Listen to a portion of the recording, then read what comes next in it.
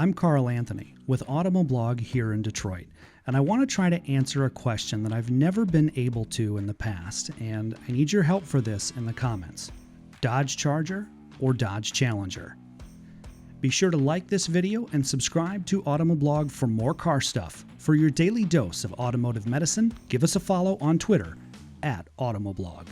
Before I worked full-time for Automoblog in the fall of 2016 and then all the way through 2017, I was part of a program called Drive FCA, and this is before Stellantis was in the picture. But essentially what Drive FCA was, all of my coworkers and I would go from auto show to auto show all across the country. And you may have seen this before if you've been to an auto show, how manufacturers will set up usually with a tent and a display, and then they'll have all of their vehicles lined up. Well, that's what Drive FCA was at the time. That was me and my coworkers that were part of that program. And our job, in so many words, was to take auto show attendees around the city on a pre-assigned route that we had. So they would drive, I would be in the passenger seat and guide them through the route. But of course, we would explain the specs of the vehicle and the pricing and the features and all of that stuff. And the way they had Drive FCA set up is that yes, you could jump in any vehicle. So I was trained on all the Jeep stuff and all the Fiat stuff and all the Chrysler stuff, but usually you were assigned a grouping of vehicles. That's just how they did it. So we had our Jeep folks, and then we had our Fiat folks, and then we had our Ram truck guys that were there. I was a Dodge guy. I was primarily the Dodge vehicles, which was the Charger and Challenger. That was cool. I'm from Detroit, and so I was really humbled to have that opportunity to be able to travel the country and to show people a piece of the Motor City in the Charger and Challenger, two of the most iconic muscle cars of all time. As I started to travel from auto show to auto show, I met a lot of car enthusiasts and I met a lot of Dodge enthusiasts. And while I loved being in the cars, there's no doubt the Charger and Challenger are amazing vehicles. But I loved talking to the people who enjoyed those cars, who had posters of those cars or signs of those cars in their office, right? I always love talking to the people. That's what makes the car world so unique. After some good drive time in both the Charger and the Challenger, I would walk with our attendees back to the registration tent to get them signed out. And so there was always a good discussion that happened after that. You know, a discussion full of horsepower and torque and muscle cars and, you know, talking about the good old days, you know, back in the Mopar muscle days. And every once in a while, one of the attendees would ask me, they'd say, hey, you know, you work for Dodge, you're part of this auto show team. Which car do you like better? Do you like the Charger better or do you like the Challenger better? And that question, when it would come up, would always stump me. Which one did I like better? And to be honest with you, I don't know.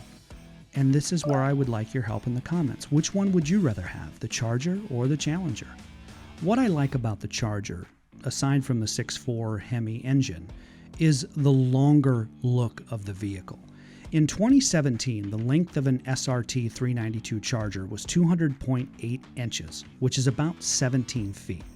What's interesting is that the SRT 392 Challenger that we had in our Drive FCA fleet was 198 inches, or about 16.5 feet.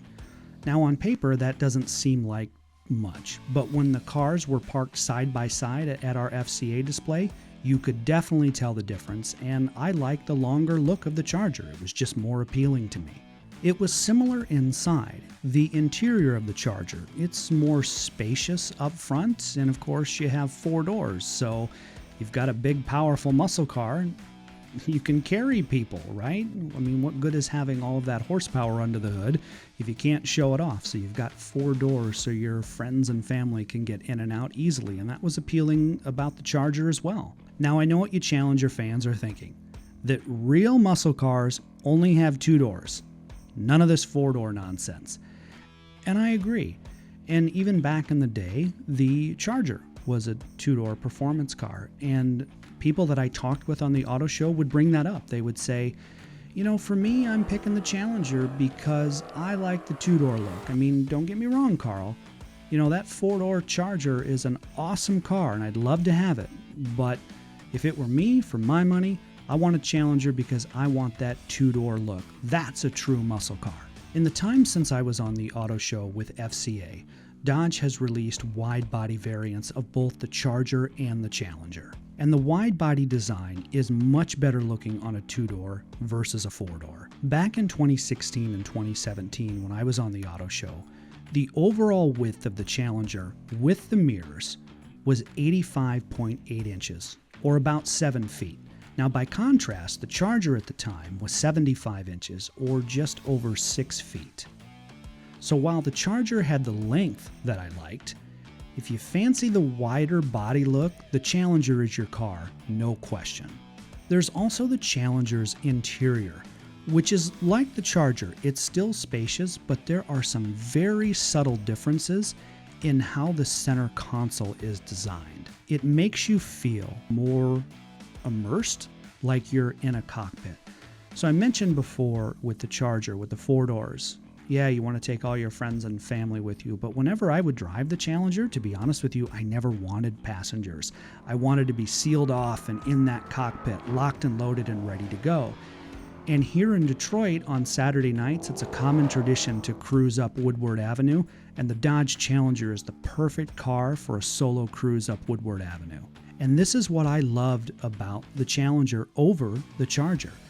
In the last couple of years, one other vehicle that I've driven has kind of that isolated cockpit design, and that's the new Lexus IS. But even as fancy as the Lexus is, the Dodge Challenger does it better. These Detroit muscle cars do a better job than a fancy Lexus at really making you feel like you are inside a driver-focused cockpit. I still cannot decide between the Charger and the Challenger.